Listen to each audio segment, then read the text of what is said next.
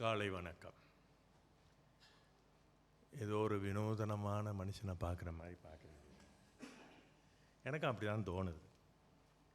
இருந்தாலும் முயற்சி பண்ண ஒரு 20 மினிட்ஸை உங்களோட நான் போராடுறேன், என்னோட நீங்கள் போராடி ஏதோ ஆண்டவர் இன்றைக்கி போடுற பிச்சையை எடுத்துக்கிட்டு ஓட்டமாக வீட்டுக்கு ஓடிடுவோம். வீட்டில் நல்ல சமையல் இருக்கும், இல்லை நல்ல கடையை நம்ம தேர்ந்தெடுத்துருப்போம். நல்ல மாதிரி அந்த போஜனம் பண்ணுறதுக்கு முன்னே தேவனுடைய வசனத்தில் கொஞ்சம் போஜனம் பண்ணுவோமே. கொஞ்சம் நம்மளுடைய பார்வை பரலோகத்திலே நாம் ஏறெடுத்து பார்ப்போமாயின், எட்டி பார்ப்போமாயின், இந்த கணத்திலே அவ்விடத்திலே என்ன நடக்கிறது என்று நீங்கள் நினைக்கிறீர்கள்? என்னுடைய கற்பனைக்கு எட்டின அளவுக்கு இப்போ நம்ம பரலோகத்தை எட்டி பார்ப்போமானால் அங்கே பிரகாசமாக இருக்கும் இல்லையா? அதிக பிரகாசமாக இருக்கும். ஒரே சங்கீதமாகவும் பாடல்களாகவும் துதிகளாகவும் நல்லா தான் ஏன் போயிட்டுருக்கு. இப்போ இதை ஏன் போட்டு ஒன்றீங்க? அவர் கடமையை அவர் செய்கிறாரு. இதெல்லாம் நான் சமாளித்து இப்போ நம்ம மறுபடியும் பரலோகத்துக்கு போனோம். எங்கே விட்டேன் நான் பிரசங்கம் பண்ணும்போது சர்ச்சில் பயப்படுவாங்க. யாரோட ஃபோனாவது ஓன் ஆச்சு, கொயின்னு சத்தம் போட்டுச்சு, பிரசங்கத்தை அங்கேயே ஸ்டாப் பண்ணிடுவேன். எல்லா பசங்களும் அவனை பார்ப்பாங்க, அவன் ஏன்டா சபைக்கு வந்தோன்னு தோணும். அவ்வளவு சொல்லியும் அவங்க அதை இப்போ சொன்னார்ல, என்னது அமர்த்தி போடுங்கள்லாம் அணைத்து போடுங்க, ஏதோ ஒன்று போட்டு தொலைங்க, அது சவுண்ட் இல்லாமல் இருக்கணும்னு சொல்கிறாங்க. அவங்க சொன்னாலும் அவங்க அமுக்குறாங்க, ஆனால் கரெக்டாக அமுக்கலை. அதனால் அந்த மாதிரி சில பிரச்சனைகள். இப்போ போச்சா பரலோகம் போயிடுச்சா, திருப்பியும் பரலோகம் நம்ம போகிறோம். ஓகே, ஒரே பிரகாசமாக இருக்கும் இல்லையா? சங்கீதமும் பாடல்களும் துதிகளும் நிரம்பி வழியும் இல்லையா? இப்போ அவர் சொன்னார் ஒரு நல்ல ஒரு கூற்று. நான் அடுத்த வாரம் நான் ஆங்கில சபையில் பேசும் பொழுது ஆங்கில ஒரு வர்ணனையில் அப்படி நான் பேசுகிறேன். அதாவது நாம் மட்டும் இன்று தேவனை துதிக்கலே, இந்த உலகத்தார் அனைவரோடும் சேர்ந்து நீரே பரிசுத்தவான் என்று மும்முறை கூப்பாடு போட்டு தேவனை அவர்கள் ஆராதிக்கிறார்கள். அதே போல பரலோகத்திலும் இந்நேரத்திலும் கணமும் தேவனை பரலோகத்திலே பாராட்டி பெருமை பாராட்டி துதித்து அவர்கள் மன நிறைய தேவனை வணங்குவார்கள் இல்லையா? அதே சமயத்தில் அந்த இடத்தை நம்ம பார்க்கும்போது அந்த தெருவெல்லாம் தங்கமாக இருக்கும். இப்போ விற்கிற தங்க விலைக்கு தெருவெல்லாம் தங்கமாக இருக்கும். நிறைய தங்கம் இருந்துச்சுன்னா அதை சுரண்டணும்னு உங்களுக்கு தோணாது இல்லையா? ரொம்ப தகட்டிச்சுன்னா, சாப்பிட்டு ரொம்ப ஃபுல்லாக அடிச்சுன்னா அப்புறம் நீங்கள் எதை கொண்டு வந்தாலும் சாப்பிட ஆசை இருக்காது. இப்போ நம்ம ஒரு குண்டு மணி அளவுக்கு தங்கம் இருந்தாலே ஒரு பெரிய காரியம். அங்கே ரோடெல்லாம் தங்கமாக இருக்கும். அப்படி இருக்குது, ஒரே பளபளப்பான ஒரு நிலைமை. அப்புறம் அங்கும் இங்குமாக மின்னலையே ஆடையாக அணிந்து கொண்டிருக்கும் தேவ தூதர்கள் அங்கும் இங்குமாக ஓடிக்கொண்டு தேவனுக்கு ஊழியம் செய்து கொண்டிருக்கிறார்கள். சமுத்திரமாக சமூகங்கள், வெவ்வேறு தேசத்திலிருந்து வந்தவர்கள், பல நூற்றாண்டுகளுக்கு முன்பு கர்த்தரை ஏற்றுக்கொண்டவர்கள் அனைவரும் அங்கே கூடி தேவனை ஆராதித்து கொண்டிருக்கிறார்கள். அவ்வளோ ஒரு அலங்காரமான ஒரு இடம், ஒரு கோலாகலமான ஒரு இடம், சந்தோஷமான ஒரு இடம். அந்த இடத்துல ஒரு கவலையோ கண்ணீரோ கஷ்டமோ சோதனையோ அல்லது ஏவலோ எதுவும் கிடையாது. டெம்டேஷன் அது போன்ற காரியங்கள் எதுவும் இல்லை. அதிலிருந்து அவங்க உண்மையாகவே ரிட்டையர் ஆகிட்டாங்க இல்லையா? அந்த பாடுகளில் இருந்து போனவங்களுக்கு தான் தெரியும். அதனால தான் தேவ வசனத்தில் சொல்லுது, வெளிப்புத்தகத்திலே 14ஆம் அதிகாரம் 13வது வசனத்திலே தேவன் போட்டிருக்கிறார், கர்த்தருக்குள் மரிக்கிறவர்கள் இது முதல் பாக்கியவான்கள். மரித்தவர்கள் பாக்கியவான்கள் அல்ல, கர்த்தருக்குள் மரித்தவர்கள் இது முதல் பாக்கியவான்கள். இதுக்கு முன்பு போராடி கொண்டிருந்தவர்கள் இது முதல் பாக்கியவான்கள். மரணம் உலகத்திற்கு ஒரு பேரு இடராகவும் பேர் கவலைக்குரிய ஒரு சம்பவமாக இருக்கிறது. நம்ம கிறிஸ்தவர்களுக்கு என்ன போட்டிருக்கு? ஆசீர்வாதம் என்று போடப்பட்டிருக்கிறது. இல்லையா? அந்த மாதிரி எதுவும் இல்லாமல் அவ்வளோ ஒரு அமைதியாகவும் சந்தோஷமான இடத்தில் இருந்து உங்கள் பார்வையை நீங்கள் பூலோகத்துக்கு திரும்பி பார்த்தால் உங்களுடைய பார்வையை இங்கே உலகத்தில் என்ன நடக்கிறதுன்னு பார்த்தா ஒருத்தன் அப்போ தான் ஏவுகணையை ஏற்றிக்கிட்டு இருக்கான் ரெடியாக ஃபயர் பண்ணுறதுக்கு மிடில் ஈஸ்ட்லேருந்து. அவன் கச்சா எண்ணெய்க்காக இந்தியாவோட பேசிக்கிட்டு இருக்கான். நீ கொடுத்தீங்கன்னா அவன் கூட பேச மாட்டேன்றான். அங்கிட்டு பார்த்தா அவன் பிரேக்ஃபாஸ்ட் சாப்பிட்டுட்டு இருக்கான். யுக்ரைனில் 1000 பேர் செத்துக்கிட்டு இருக்கான். இங்கிட்டு ஒவ்வொரு நாளும் 1000 பேர் செத்துக்கிட்டு இருக்கான். எங்கே பார்த்தாலும் சண்டையும் சச்சரவும் அமைதி இல்லாமல் போராடி கொண்டு இருக்கிறது. ஏன் ரொம்ப தூரம் போகிறீங்க? நம்ம வட்டாரத்துக்கு வாங்க. சைனாக்காரன் தைவானை பார்த்துக்கிட்டு இருக்கான், என்னைக்கு அவனை பிடிச்சி உள்ளே போடலான்னு. அப்புறம் இன்னும் கொஞ்சம் இறங்கி வந்தீங்கன்னா கொரியாக்காரன் தினம் புத்தியை தீட்டிக்கிட்டு இருக்கான், அடுத்த ஏவுகணை எந்த பக்கம் விடலான்னு. ரொம்ப தூரம் போவேண்ணா, பக்கத்து ஊர்லேயே பொருளாதார ஆசையால் என்னென்னமோ நடக்குது. இராணுவத்திலேருந்து அரசியல்லேருந்து நடக்குது. இப்படியே நீ நகர்ந்து வந்தீங்கன்னா கடைசியாக நம்ம வீட்டுக்கு வந்துட்டோம். எங்கே வந்துட்டோம்? நம்ம வீட்டுக்கு வந்துட்டோம். அங்கே மட்டும் என்னத்தை வாழுது?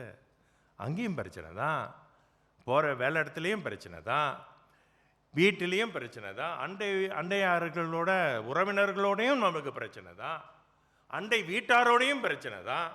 இப்படி என் வீட்டுக்கு எதுக்கு ஒருத்தன் செடி வச்சு வளர்க்குறான், பக்கத்து வீட்டுக்காரன். புதுசாக நான் அந்த வீட்டுக்கு போயிருக்கேன், அதனால் ரொம்ப பேச முடியாது.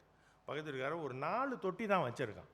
அந்த தொட்டியில் அவன் ஊற்றுற தண்ணி ஒரு நாளே குடிக்கலாம், அந்த அளவுக்கு தண்ணி ஊற்றி வச்சுருக்கான். அந்த செடி மூச்சு திணறி தினம் செத்துக்கிட்டு இருக்கு. அந்த இலைகளெல்லாம் உதிரி என் வீட்டுக்குள்ளே வந்துடுது அடைக்கலம் தேடி. இங்கே நான் தினம் அதை போய் எல்லாத்தையும் என்னது கூட்டி கூட்டி வெளியில் போட்டுக்கிட்டு இருக்கேன். அவன்கிட்ட நம்ம போய் சொல்ல முடியுமா? சொல்ல முடியாது. இப்படி பல மாதிரியான சச்சரவில் வாழ்ந்துட்டுருக்கோம். ஏன்னா நம்ம மைனாரிட்டி. இந்த மைனாரிட்டி சொல்லலை, விசுவாசத்தில் நம்ம மைனாரிட்டி. போகிற வேலை இடத்துல யார் மெஜாரிட்டியாக இருக்காங்க? அவிசுவாசிகள் தான் மெஜாரிட்டியாக இருக்காங்க, இல்லையா? நம்ம உறவினர்கள் மத்தியிலும் அவிசுவாசிகள் தான் அதிகமாக இருக்கிறார்கள், இல்லையா? நம்ம பார்க்கின்ற சந்தோஷமாக பொழுதுபோக்க பார்க்கின்ற காட்சிகள். எத்தனை பேர் சீரியல் பார்க்குறீங்க? ஒரு படம் பார்த்தோம்னா ஒரு நேரம் பார்க்குறோம்பா, படம் முடிஞ்சிடுச்சு, சரி வேலை முடிஞ்சிட்டு நம்ம மற்ற வேலையை பார்க்கணும். இந்த சீரியல் நடத்துகிறான் பார்த்தீங்களா, அவங்களுக்கு டியூஷன் சொல்லி கொடுக்குறான். தினம் வேலை நீங்கள் சாப்பிடலைனாலும் அந்த டைம் பிரகாரம் உங்களை கொண்டு வந்து உட்கார வச்சுருவாங்க. எப்படி உன் மருமகளை நீ சந்தேகிப்பது, எப்படி நாத்தனார்கள் அங்கே குடியை கெடுப்பது போன்ற காரியங்களை அவன் உட்கார வச்சு டியூஷன் சொல்லி கொடுக்குறான். நல்லா தான் இருப்போம், அதை பார்த்தோன்னா நமக்கு புத்தி அவுட் ஆகிடும். என்ன ஒரு மாதிரியா சொல்லிட்டு போகிறா. ஒரு சமயம் அது மாதிரி இருக்குமோ? நல்லா இருக்கிற வீட்டையும் கலப்பு. தயவு செய்து சீரியல்லேருந்து ரிசைன் பண்ணிடுங்க. அப்புறம் என்ன பண்ணுறது? வீட்டில் 4 சௌரியம் பார்த்துட்டு ஏதாவது ஒரு படத்தை எடுத்து பார்த்துட்டு அதோட முடிச்சுட்டு போயிடுங்க. இந்த சீரியல் வருஷ கணக்கில் போனீங்க, நீங்கள் எவ்வளவு தான் வேதாகமம் படித்தாலும், வேதாகத்தை நீங்கள் எதோட எத்தனை மணி நேரம் படிக்கிறீங்க? ஒரு 10 நிமிஷம் 15 நிமிஷம். சீரியலு குறைஞ்சது 1 ஹவர். அப்போ எந்த போதனை உங்களுக்கு அதிகமாக உள்ளே இறங்குது? இந்த வசன பகுதியை நாங்கள் என்ன பார்க்குறோம்னா, இப்படி நீங்கள் இருந்தீங்கள், உலகத்தாரை போல நீங்கள் இப்படி இருந்தீர்கள், வாழ்ந்தீர்கள், நடந்தீர்கள், பேசினீர்கள். இனிமேல் நீங்கள் அப்படி இருக்க முடியாதுன்னு தேவன் சொல்கிறார். இவர் சொல்கிறார், பவுல் இதை தான் கலாத்தியர்லையும் சொல்கிறார், இதை தான் எபேசியர்லையும் சொல்கிறார், இதை தான் இங்கே இன்னைக்கு படித்த கொலோசியர்லையும் சொல்கிறார். ஏன்னா இது பொதுப்படையான பிரச்சனை. எந்த வட்டாரத்திலேருந்து வருங்கன்றதில்லை, எந்த ஊர்லேருந்து வருகின்ற எந்த இனத்தை சார்ந்தவர் என்று பிரச்சனை இல்லை. இது நமக்குள்ள இருக்கிற டிஎன்ஏ ப்ராப்ளம், இல்லையா? இவர் என்ன சொல்றாரு தாவீது? நாம் பாவத்திலே தரித்திருக்கிறோம். பாவம் நம் அதாவது சூழ்நிலைகளால் பாவியாக பிறக்கும் போதே நம்மளோட டிஎன்ஏல அங்கே அடிக்கப்பட்டிருக்குது அச்சு. அந்த அச்சு மாற ரொம்ப கஷ்டம். நீங்கள் எவ்வளவுதான் நீங்கள் இதை படித்தாலும் உங்களுடைய போராட்டம், உங்கள் உடல் உங்கள் மனதுக்குள்ளேயும் எண்ணத்திலையும் ஏற்படுற போராட்டம் இட்ஸ் வெரி ரியல். அவர் போதகராக தான் இருக்கட்டும், நானாக தான் இருக்கட்டும், அவங்களுக்கு மட்டும் என்ன வானத்திலிருந்தா குடிச்சிருந்தாரு? அவர் டிஎன்ஏலையும் அப்படி தாங்க கிறுக்கி இருக்கு. அவருக்கும் அதே ஸ்ட்ரகிள் தான், அதே பிரச்சனை, அதே போராட்டம். சில சமயங்களில் நாம் சொல்லுவாங்க, கிறிஸ்துவர் மாதிரி நம்ம இருந்தோம்னா நம்ம பொழப்பு தள்ள முடியாது, இந்த உறவினர்களோட போராட முடியாது. அவன் நம்மளை ஏறி மிரிச்சு போய்கிட்டே இருப்பான். நம்ம ஏஞ்சி நிற்கணும், நம்ம யாருன்னு நம்ம அடையாளத்தை காட்டணும் அப்படின்னு நமக்கு தோணும். வேலை இடத்துலையும் அப்படி தான். நம்ம கிறிஸ்துவன் பண்ணால் அவன் நம்மளை ஒரு பக்கமாக ஒதுக்கி வச்சுருவான். நம்மளும் ஓரளவுக்கு நின்று போராடணும். எந்த ஆவணங்களால் நீங்கள் போராடுவீர்கள்? உலகத்தாருடைய வழிமுறைகளை கை கொண்டும் போராடுவீர்கள். ஏன்னா அதில் நம்ம எக்ஸ்பர்ட்டு, அதில் தான் நம்ம எக்ஸ்பர்ட்டாக இருந்தோம். இப்போ அதெல்லாம் விட்டுட்டு இப்படி வந்தோடனே நம்ம புதிய வழிமுறைகளை கையாளும் பொழுது இதில் நம்ம போதகர் இல்லை, இதில் நம்ம மாணவர்கள்.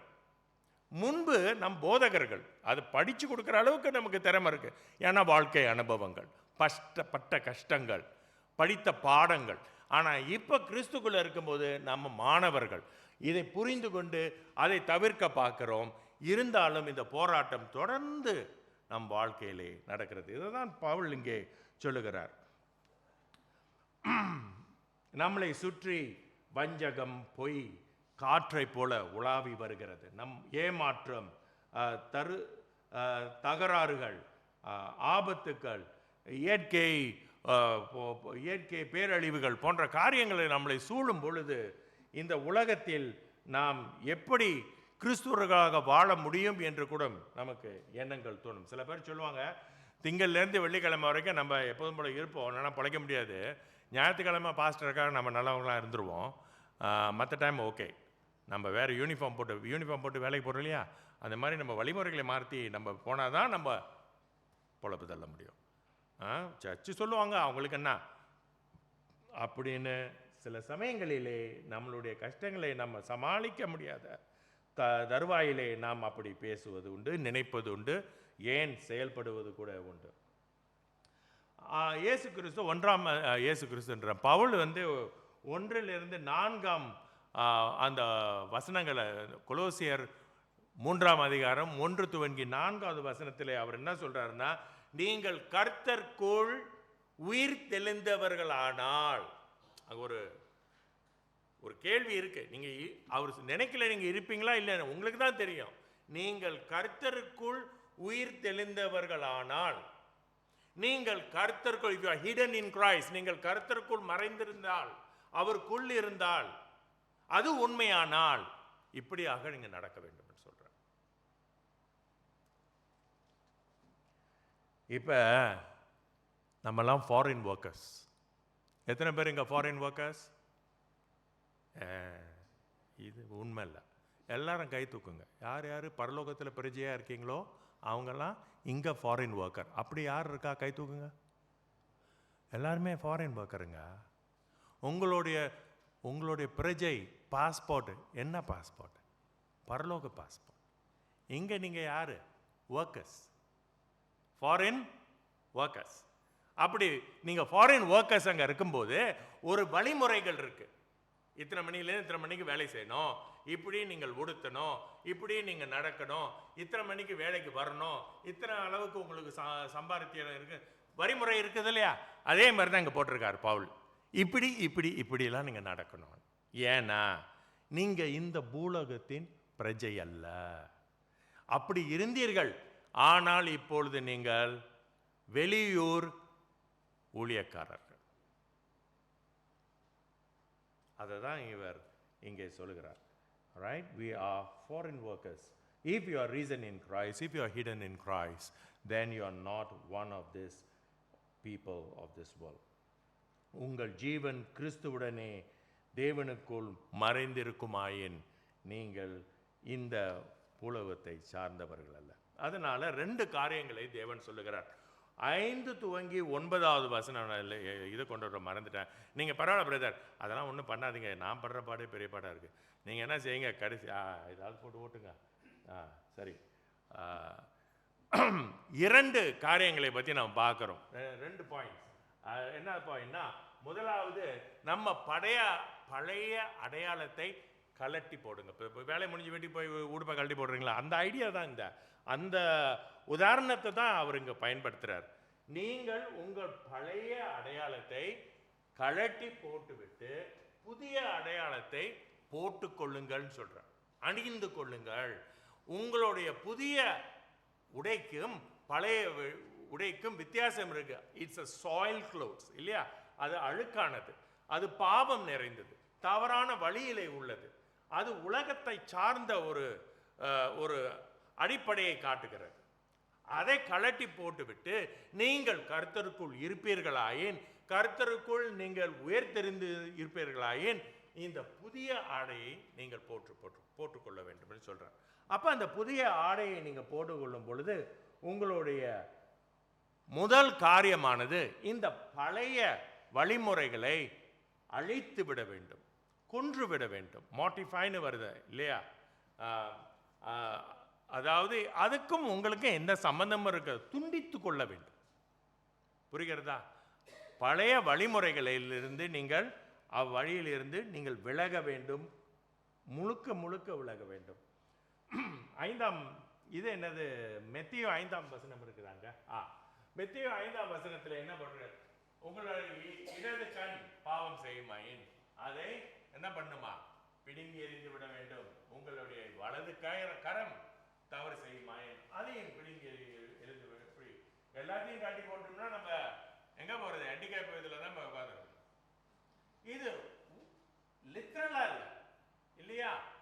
உங்கள் கண்கள் அங்கங்கே அலையுதா? அதை ஒரு இடத்துல நிப்பாட்டுங்கன்ற. உங்கள் கரங்கள் தவறான வழிகளிலே போக தவறான கணக்கு எழுதுதா? அதை ஸ்டாப் பண்ணுங்க. பொய் கணக்கு எழுதுதா? அதை ஸ்டாப் பண்ணுங்க இல்லையா?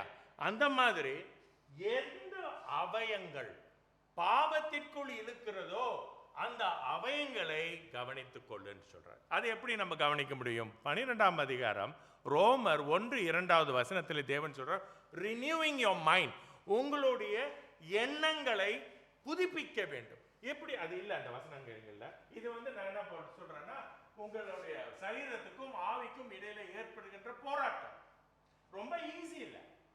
ஏன்னா நம்ம சரீரத்துல இருக்கிறதுனால நம்ம சரீரம் சார்ந்த காரியங்களை ரொம்ப எளிதாக செய்து விடுவோம்.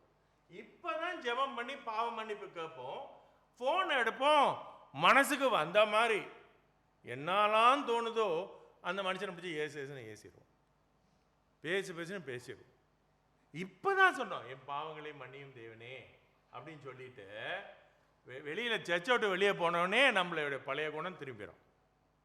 அதுதான் நம்மளுடைய போராட்டம். இந்த போராட்டம் இருக்குது. அதை குறித்து நம்ம சந்தோஷப்படுறோமா? இல்லை, வருத்தப்படுறோம். சில சமயங்களில் நம்ம மேலேயே நமக்கு வருத்தமாக இருக்கும். நான் உண்மையாகவே ரசிக்கப்பட்டதானே, எனக்கு என்ன பிரச்சனை? ஏன் மற்றவங்க மாதிரி நான் இல்லை? ஏன் மற்றவங்க மாதிரி நான் பரிசுத்தமாக இல்லை? ஏன் என் எண்ணங்கள் சரியாக இல்லை? ஏன் என் சிந்தனைகள் எப்போதும் கோக்கு மக்காவே போய்கொண்டு இருக்கிறது? என்னுடைய செயல்கள் ஏன்? என் பண ஆசை இன்னும் குறையவே இல்லை, அலையிறேன் பணத்துக்கு.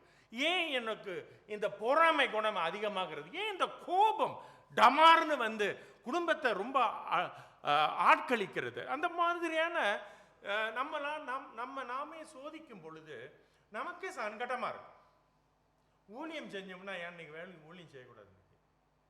சில சமயங்களில் நம்ம சபையில் இந்த நற்கருணை கொடுக்குறாங்க. முன்ன ஒவ்வொரு ஆளுக்காக கொடுப்போம். இப்போ அந்த மாதிரி கொஞ்ச நாளாக நிப்பாட்டிட்டு, அந்த கோவிட் வந்ததுலேருந்து ரெடிமேட்டு தான் எல்லாரும் செய்கிறாங்க. அது கொஞ்சம் டைம் கொஞ்சம் சேஃப் ஆகுது இல்லையா? ஒவ்வொருத்தராக கொடுக்குறத விட வரும்போதே அவங்கவுங்க ஒரு பேக்கேஜ் எடுத்துக்குவாங்க. இது ஒலி காம்பினேஷன் முடிஞ்சிடும். ஆனால் முன்ன ஒவ்வொருவரும் கொடுக்கும்போது சில பேர்கிட்ட போகும்போது எங்களுக்கு தெரியும் அவங்க ஞானஸ்தானம் எடுத்தவங்க, அவங்க எடுக்க மாட்டாங்க. இல்லை பாஸ்டர் எடுத்துவாங்க. உங்களுக்கு எப்போது அந்த மாதிரி தோண்டிருக்கா? ஞானஸ்தானம் கொடுக்கும், ஞானஸ்தானமா இல்லை, நற்கருணை கொடுக்கும் பொழுது அந்த நற்கருணை உங்கள்கிட்ட வரும் பொழுது வேண்டாம், இன்னைக்கு எனக்கு வேண்டாம் அப்படின்னு உங்களுக்கு தோன்றிருக்கா? இந்த வாரம் நான் சரியா இல்லை, நான் அதிகமான அதாவது லிமிட்டுக்கு மேலே நடந்து கொண்டேன், வேண்டாம். அந்த மனப்போக்கு சரியான மனப்போக்கா? உங்களுக்கு அந்த குற்ற உணர்வு இருக்குல்ல, அது பாராட்டக்கூடியது. ஆனால் சபையில் அனைவருமே குற்றவாளிகள் தான். பரிசுத்தமான் யாருமே இல்லையே, அப்படின்னா யாருமே எடுக்கக்கூடாது. அப்படின்னா பாஸ்டர் கூட எடுக்கக்கூடாது. அப்போ யார் தான் எடுக்கிறது? பாவிகளுக்கு தான் நற்கருணை பாவிகளுக்கு தான். மனம் திரும்புங்கள். இந்த மாதிரி தன்னைத்தானே நீங்கள் தண்டித்துக் கொள்ள தேவையில்லை. இது தன்னைத்தானே தண்டித்துக் கொள்வது. எனக்கு நான் இன்னைக்கு சாப்பிட மாட்டேன், நான் என்ன சரியில்லைண்ணா, நான் இன்னைக்கு சாப்பிட மாட்டேன் அப்படின்னு ஒதுங்கி போகிறேன். உங்களை நீங்களும் தண்டிச்சு கொள்ள வேண்டாம். அந்த முறை சரியில்லையா, அந்த செயல் சரியில்லையா, அந்த நடவடிக்கை சரியில்லையா, அதை திருத்துங்கள், அதை திருத்துங்கள். நீங்கள் இப்படி பண்ணீங்கன்னா வருஷம் பூரா நீங்கள் நற்கருணை எடுக்க முடியாது இல்லையா? Especially churches once a month எடுக்கிறோம். 4 வாரம் இருக்குது. அவ்வளோ நாள் நான் ஒழுங்காக இருப்பேனா தெரியல. இல்லாமல் போயிருந்தா கூட எனக்கு ஞாபகம் இல்லை இல்லையா? பாவம் என்றது ஒரு வினாடி. இயேசு கிறிஸ்து சொல்றாரு, ஒரு பெண்ணை நம்ம பார்க்கும் போதே நம்ம தவறு செஞ்சிடறோம். ஒரு மனுஷனை கோபிக்கும் போதே கொலை செய்து விடுகிறோம் என்று சொல்றார். கொலை நம்ம யாருமே செய்யல, ஆனா அனைவருமே கொலையாளிகள் தான். சில பேர் மாமியாலே கொலை பண்ணிட்டு உட்காந்துருக்காங்க, தினம் கொள்றாங்கப்பா இல்லையா? அவங்களுக்கு தான் தெரியும் அவங்களோட பிரச்சனை. அதை போய் நம்ம போய் நியாயம்லாம் தீர்க்க வேண்டாம். அது அவங்களுடைய போராட்டம் இல்லையா? உங்கள் வேலை இடத்துல உங்கள் சூப்பர்வைசரை பார்க்கும்போது அவனை போட்டு தள்ளிடலாமான்னு தோணும். அவன் பண்ணுற அநியாயம், அவனுக்கு கூட கொடுக்குறான், எனக்கு குறைச்சி கொடுக்குறான், அவனுக்கு ஒரு மாதிரியாக நடத்துகிறான், என்ன ஒரு மாதிரியாக நடத்துகிறான் அப்படின்னு நான் நினைக்கும்போது, ஐயோ இந்த சமயத்தில் எவனாவது வந்து போட்டு தள்ளிடலாமா அப்படின்னு நம்ம மனசில் தோணும். அப்படி தோணும் போது நீங்கள் கொலை பண்ணிட்டீங்க. அப்படி பார்க்கும்போது ஒவ்வொரு மாதமும் நம்ம நற்கருணை எடுக்க முடியாது.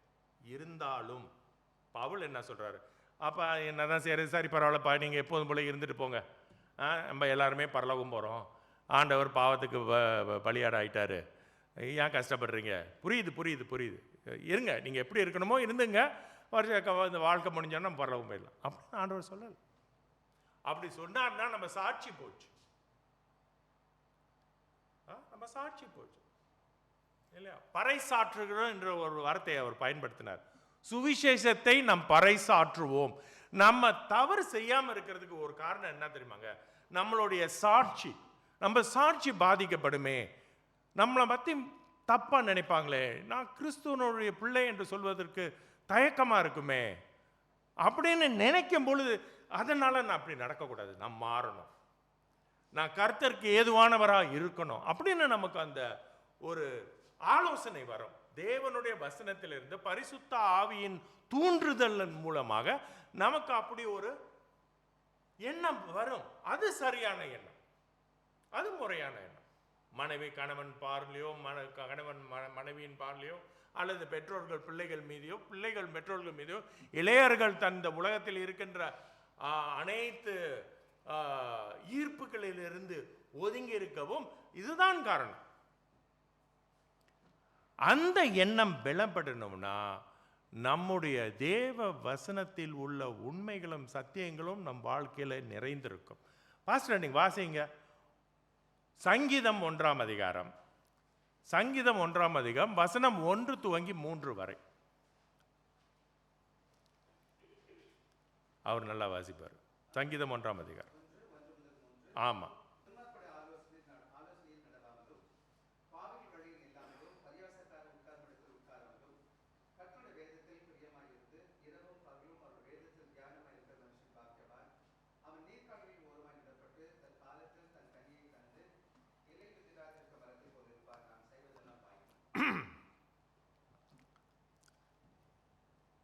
அவன் ஒரு தன் தினசரி வாழ்க்கையில் ஒரு வகையாக அவன் நடந்து கொள்கிறான், ஒரு முறையாக நடந்து கொள்கிறான். அதற்கு காரணம் அவன் தேவனுடைய வசனத்தில் இரவும் பகலுமாக அவன் தியானம் பண்ணுவதினான். வேலைக்கு போகாமல் இல்லை, அந்த எண்ணத்தை மனதிலே போட்டு சிந்தித்து அதை மெடிடேட் பண்ணுறான் இல்லையா? அப்புறம் சக்ஸஸ் வருது. 3வது வசனத்திலே நீர்காலின் ஓரமாக நடப்பட்ட மரத்தை போல அவன் எப்படி இருக்கிறான்? தன்னுடைய காலத்திற்கு தகுந்தாற்போல், அதாவது சீசனுக்கு தகுந்தாற்போல் கனி ஈந்து அவன் இலை உதிரா மரமாய் காட்சி அளிக்கிறான் இல்லையா? கரெக்டா?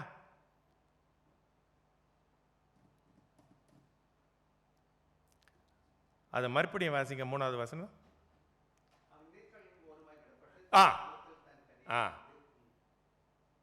நீர்க்காலின் ஓரமாக, நீர்க்காலின் ஓரமாக, நீர்க்காலின் ஓரமாக நடப்பட்டு. அப்பனா அவன் ஒரிஜினலி அங்கே இல்லை. சிங்கப்பூரில் என்ன நடுறாங்க? செடியா நடுறாங்க, மரம் நடுறாங்க. அவன் நீர்காலின் ஓரமாக நடப்பட்டு. அவன் ஒரிஜினலி அந்த இடத்துல இல்லை. அது அவனுடைய பூர்வீகம் அல்ல. அவன் வேற இடத்துல இருந்தவன்.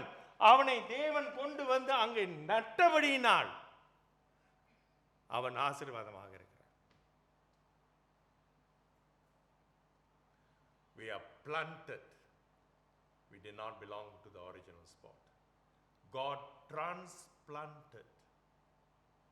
ஒரு இடத்திலிருந்து மறு இடத்துக்கு நம்ம இருளில் இருந்த நம்மை வெளிச்சத்தில் கொண்டு வந்து நட்டதினால் அவன் சீரும் சிறப்புமாக வாழுகிறான். அந்த சீரின் சிறப்பிற்கு காரணம் அவன் தேவனுடைய வசனத்தில் கொண்டுள்ள அளவற்ற ஈர்ப்பாடினாள். அதன்படியாக அவன் நடவடிக்கை மாறுகிறது, அவன் பேச்சுகள் மாறுகிறது, எண்ணங்கள் வேறு வகையாக உருவாகிறது. அவனுடைய உறவுகளோடு அவன் பகிர்ந்து கொள்ளும் பொழுது, கலந்து கொள்ளும் பொழுது அந்த ஃபெலோஷிப் நடக்குது இல்லையா, அவன் தனிப்பட்டு தெரிகிறான். அப்ப அவன் நினைக்கிறது இல்லை, என்ன செய்யறது, நம்ம பிழைக்கணும்ல, உலகத்தை போல நம்மளும் நடக்கணும், உலகத்தோடு நம்ம அந்த 3 பொசிஷன் இருக்குல்ல, அங்க நிற்பது, நடப்பது, உட்கார்வது. It refers to 3 degrees of 3 levels of intimacy with the world. முதல் நடக்கிறான் கூட்டாளி, அப்புறம் அவனோடு நிற்கிறான், உன்னுடைய எண்ணங்கள் என் எண்ணங்கள், அப்புறம் அவனோடு அமர்ந்து கொள்ளுகிறான், அடையாளம் கொள்ளுகிறான். I identify with you. முடிஞ்சிச்சு. Is completely Khan. புரியுறதா?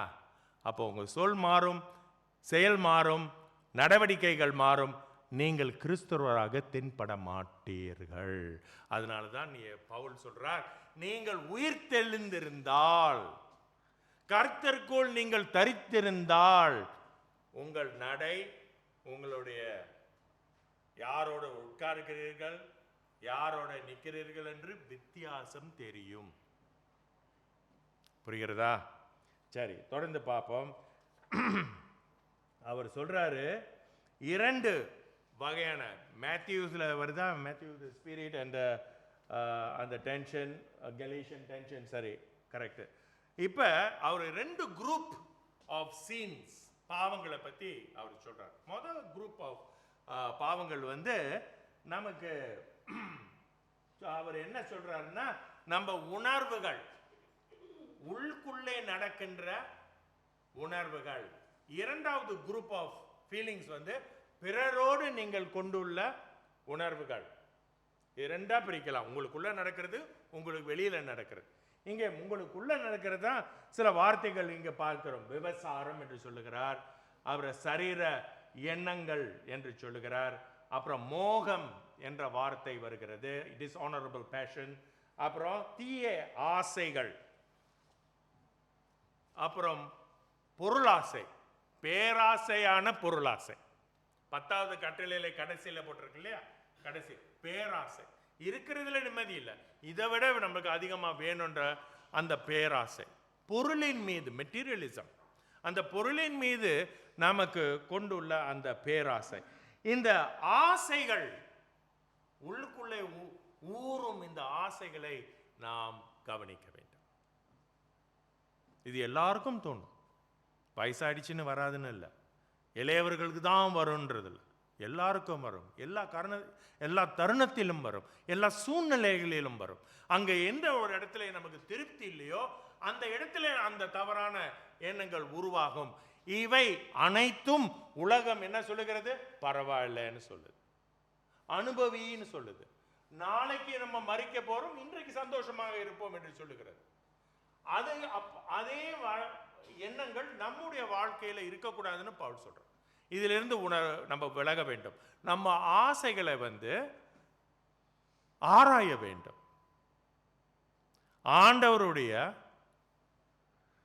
அதுக்கு நல்ல ஒரு வார்த்தை, இன்வெஸ்டிகேட் பண்ணணும். You have to scan the feelings under the light of the holy scriptures. இல்லை எக்ஸ்ரே மாதிரி நம்ம எடுத்தோம்னா நமக்கு நாமே பார்க்க அசிங்கமாக இருக்கும் இல்லையா? நம்ம யாருன்னா பார்க்க அப்புறம் நம்ம ஃபோட்டோ தான் பார்க்குறோம். யாராவது எக்ஸ்ரே மாட்டி வீட்டில் தொங்கிட்டு இருக்கீங்களா? எக்ஸ்ரே யாராவது அதை நம்ம தொங்க விடணும், நம்ம ஃபோட்டோ தான் தொங்க விடணும். ஏன்னா ரொம்ப இது தெரியாது. இப்போ வேற என்ஹான்சிங்கு என்னென்னமோ பண்ணி எப்படியோ இருக்கிறத எப்படியோ மாத்துறாங்கப்பா இல்லையா? அப்படியே அதை நம்ம தொங்க விடுவோம். எக்ஸ்ரே தொங்க விடுவோமோ இல்லை, ஆண்டவருடைய வசனம் எப்போதுமே எக்ஸ்ரே தான் எடுக்கும், ஃபோட்டோ எடுக்காது.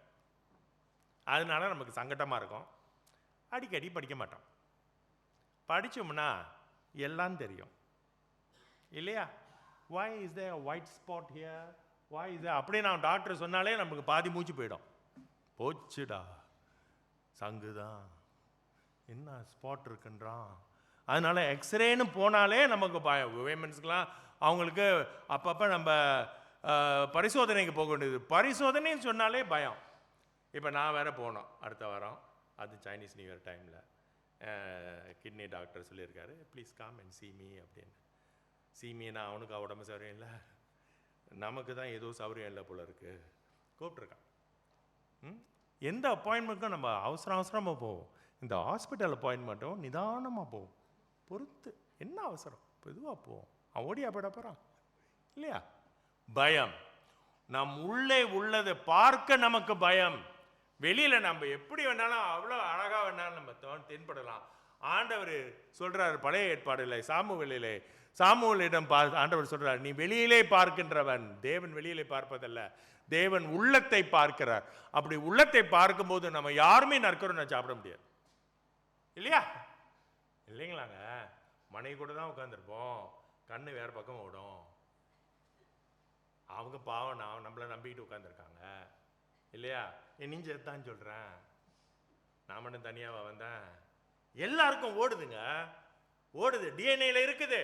அப்போ நம்ம மைண்டு, நம்ம கண்ணையும் நம்ம மனசையும் நம்ம தான் கண்டிஷன் பண்ணணும்.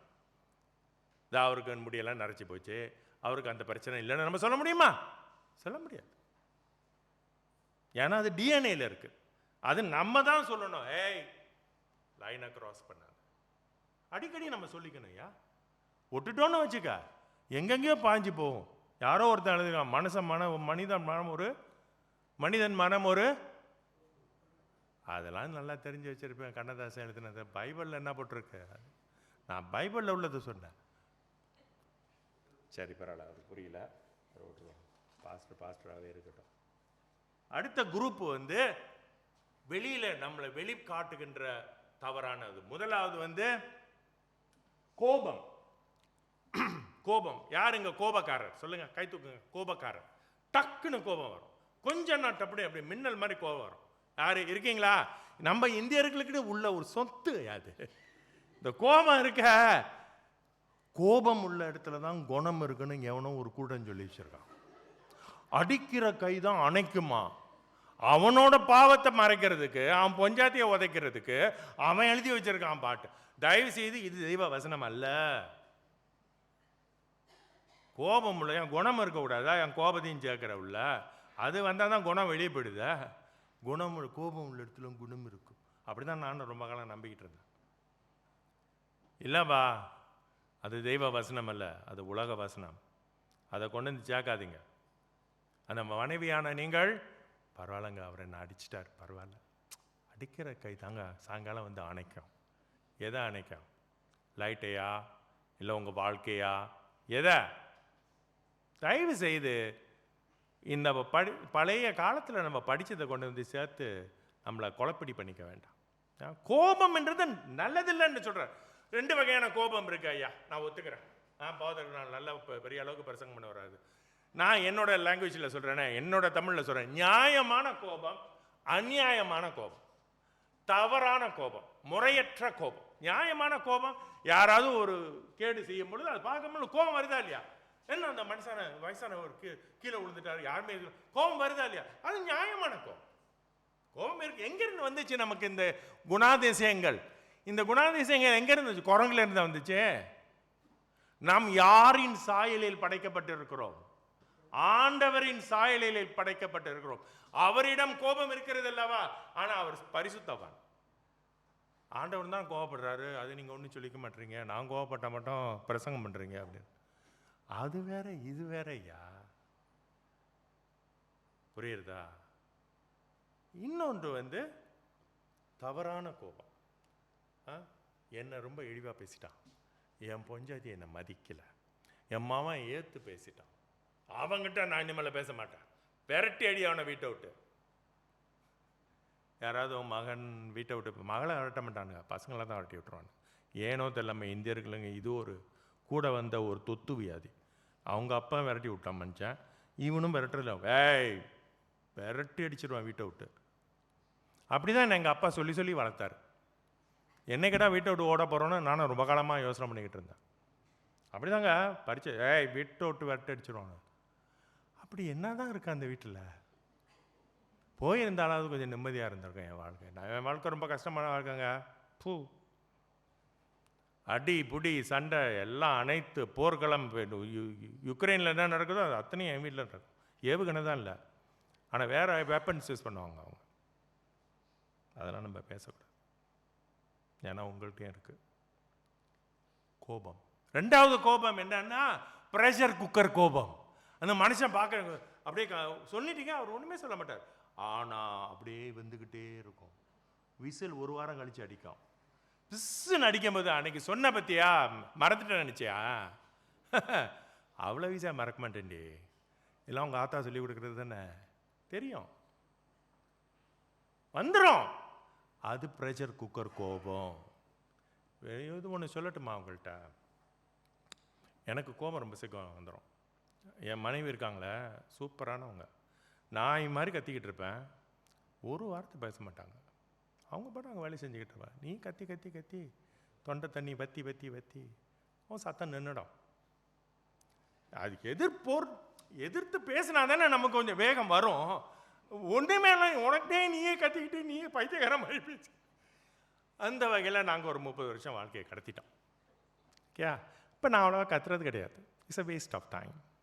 ஏன்னா சொல்லுவேன், நடந்தால் நடக்காது. வேறு மொழி பிரச்சனை வேறையா, அவள் சீனத்தில் ஏதாவது சொல்லிட்டு போயிட்டே இருப்பாள், நான் தமிழில் ஏதாவது சொல்லிட்டு போயிட்டே இருப்பேன், என் பிள்ளைங்க ரெண்டையும் கலந்து ஏதோ சொல்லிட்டு போயிட்டே இருப்பேன். இப்படியான ஒரு குடும்பம்.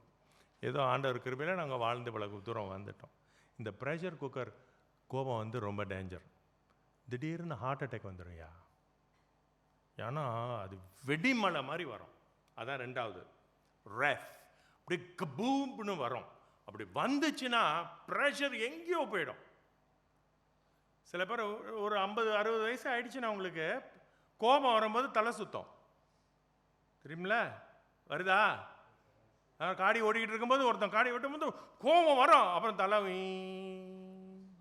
என்ன சொல்லுது? ICU nearby, ICU nearby. பொறுமை பொறுமை, இல்லைன்னா உள்ளே போயிடுவா. அது வேண்டான்னு சொல்கிறார்.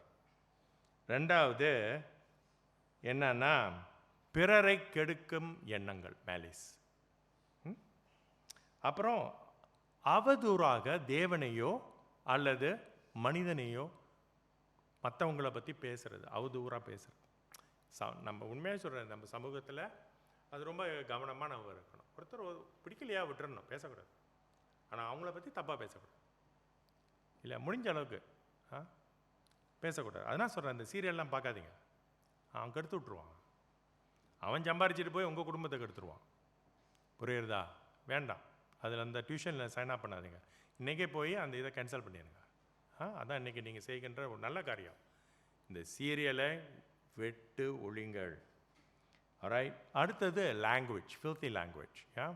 முறையற்ற வார்த்தைகள், முறையற்ற வார்த்தை, கெட்ட வார்த்தைகள், துஷ்டமான வார்த்தைகள், அருவருப்பான வார்த்தைகள், ஆசீர்வாதம் இல்லாத வார்த்தைகள். டேய் படிக்கலையா, நீ குப்பை தாண்டா கூட்டுவ, கடைசியில் நீ குப்பை தான் கூட்ட போகிற. இது தேவையாது. அப்படி கன்ஃபார்மாக தெரியும்னா அவன் கூட்ட தானே போகிறான், விட்டுதல்ல. அதை எதுக்கு நீ பிரசங்கம் பண்ணி அப்புறம் அது ப்ராஃபஸைஸ் வேறு பண்ணுறாரு, தீர்க்க தரிசனம் சொல்கிறார். எங்கள் அப்பா அதான் சொல்லுவார், டேய் குப்பை தாண்டா கூட்ட. உண்மையாக நான் குப்பை கூட்டினாங்க, காசு இல்லாமல். கொண்டமினியம்னா அங்கே தான் இருக்குது, ஆலன் வில்லேஜில். 30 வெள்ளிக்கு காலையில் போய் குப்பை கூட்டிகிட்டு அந்த பங்களாதேசக்காரன் என்னென்ன பண்ணுறானோ HDBயில் அத்தனையும் நான் செஞ்சுட்டு அப்புறம் நான் படிக்க போவேன் நியூட்டன் செகண்டரி ஸ்கூலில். 13 வயசுலேருந்து வேலை செய்கிறாங்க. நான் செய்யாத வேலையே கிடையாது. குப்பை கூட்டுறதுலேருந்து கம்பெனி டைரக்டர் வரைக்கும் வேலை செஞ்சுருக்கேன். எல்லா வேலையும் செஞ்சவன். ஊழியத்துக்கு வந்து அப்புறம் ஊழியத்தை விட்டு போய் அதெல்லாம் ஒரு கதை. அதுக்குன்னே தனியாக ஒரு சர்ச் கேம்ப் நடத்தணும்.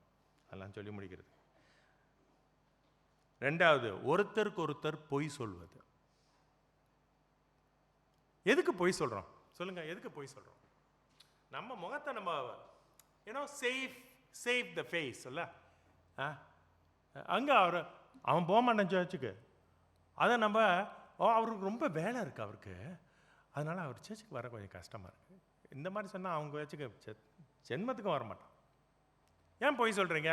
அம்மா என்னோடய மகனுக்காக ஜெபம் பண்ணுங்க, அவர் சர்ச்சுக்கு வரமாட்டுறாரு, அவருக்கு கர்த்தர் மாதிரி ஈடுபாடு இல்லை, எனக்கு ரொம்ப பயமாக இருக்குது அப்படின்னு உண்மையை சொல்லி ஜெபிக்க கூப்பிடுங்க. அதை விட்டு அவர் கௌரவம் பார்க்குறாரு, அவருக்கு ரொம்ப பிஸி, நிறைய ப்ராஜெக்ட் இருக்குது, அதனால் சர்ச்சுக்கு வர முடியல. கேட்க நல்லா இருக்கியா? அதான் நாளைக்கு உங்களை பரலோகத்துக்கு கொண்டு போகுது. அதனால் அதை நம்ம கவனிக்கணும். அப்போ தேவன் என்ன சொல்கிறார்? இந்த வசனம் இருக்கான்னு பாருங்கள், 2வது கொரிந்தியர். Okay. Therefore anyone in Christ is a new creation. Yeah? Old things are passed away, put on all the new things. So இன்றைய காரியங்கள் வந்து கடைசியாக அவர் சொல்கிறாரு. இன்னொரு பிரச்சனை என்னென்னா, நம்ம சபைக்குள்ளே வந்து இவர் இன்னார், அவர் அந்த உயர்தரமானவர், அவர் படித்தவர், இவர் படிக்காதவர், இவங்க இளையர், அவங்க முதியோர் அப்படின்னு பிரிவினைகளை கொண்டு வர வேண்டாம். அனைவரும் ஒரு சமூகமாக, கர்த்தரின் ஒரு சரீரமாக, அனைவரும் ஒரு சபையாக கூடிதான் ஊழியம் செய்ய வேண்டும். அந்த சபை தான் ஆண்டவருக்கு மெய்யான சபை. 10 பேர் சபையில் ஊழியம் செஞ்சுட்டு மற்றவங்க எல்லாம் செய்யலைன்னு வச்சுங்க, அது கரெக்ட் இல்லை. இப்போ உங்கள் உடம்புல எத்தனை அங்கங்கள் இருக்குது? எத்தனையோ அங்கங்கள் இருக்குது. உங்கள் கண்ணும் காது மட்டும் வேலை செஞ்சால் போதும், மற்றெல்லாம் வேலை செய்யலைன்னா பரவாயில்லன்னு போடுறீங்களா? இல்லை, கை வேலை செய்யணும், கால் வேலை செய்யணும், உள்ளே இருக்கிற எல்லா உறுப்புகளும் வேலை செய்யணும். அப்போ தானே உடல் சீராக இருக்கும். அனைத்து சபை மக்களும் ஏதாவது ஒரு வழியிலே அவங்க சமூகமாக இருந்து ஊழியம் செய்தால் தான் அந்த சபை ஆரோக்கியமாக இருக்கும். அந்த சபை நிலைத்து நிற்கும், வளரும், ஆண்டவருக்கு மகிமையான ஒரு சபையாக இருக்கும். இந்த வாய்ப்பு அளித்த போதகருக்கு நன்றி. என்னை வச்சு சமாளித்த உங்களுக்கு நன்றி. நான் சமாளிச்சிட்டேன், ஆண்டவருக்கு நன்றி. ஜெபம் பண்ணுவோம். வானத்தையும் பூமியையும் சிருஷ்டித்த பரலோக பரமபிதாவே, இந்த வேலைக்காக ஸ்தோத்திரம். தேவனே, நாங்கள் அனைவரும் பாவிகள். உம்முடைய மகா இரக்கத்தினாலும் கிருபையினாலும் கருணையினாலும் எங்களை ரட்சித்து எங்களை வழி நடத்துகிறீர். ஒவ்வொரு நாளும் எங்கள் வாழ்க்கையை கையிலே ஒப்படைக்கிறோம். எங்களை ஆசீர்வதித்து வழி நடத்தும்படி யாவும் இயேசு நாமத்திலே ஜெபிக்கிறோம். ஆமென்.